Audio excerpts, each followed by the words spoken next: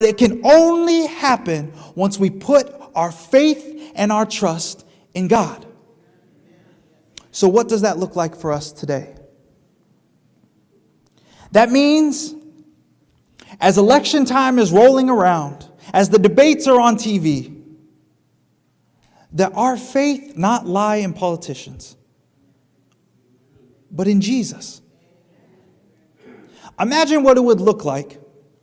What do we have in here? 150, 200, maybe more? 200 or so people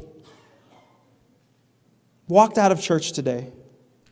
And as you're walking through the city of Auburn or Seattle or wherever it is, I'm still trying to get to know the area. Federal Way, right? That's nearby. Imagine what it would be like as our people are walking about and we hear conversations of politics and people ask our opinion and we say, I simply want to do what Jesus would do. I suggested that once on the campus of Walla Walla.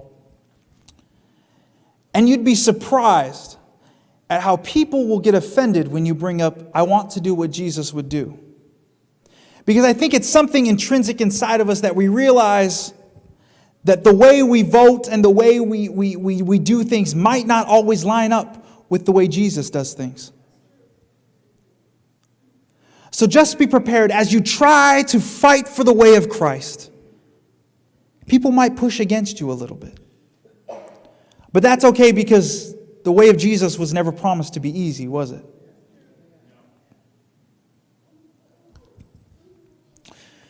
You know, I'll tell you a little bit more of my story.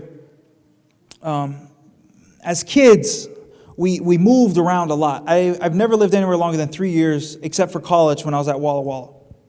Otherwise, we were always in a different house, different neighborhood, different state.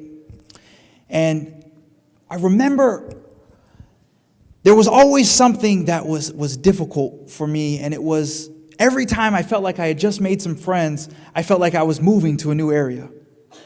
And you know, that can be hard for as a little kid as they're growing up to find friends and to have to make new ones all the time.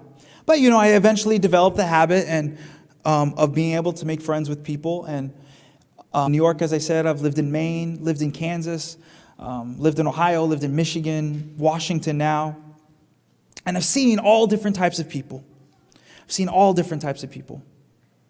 And the one common denominator that I've seen amongst every single person is they need Jesus. And so I couldn't think of a more fitting story than this. Is that it is only when we focus on God,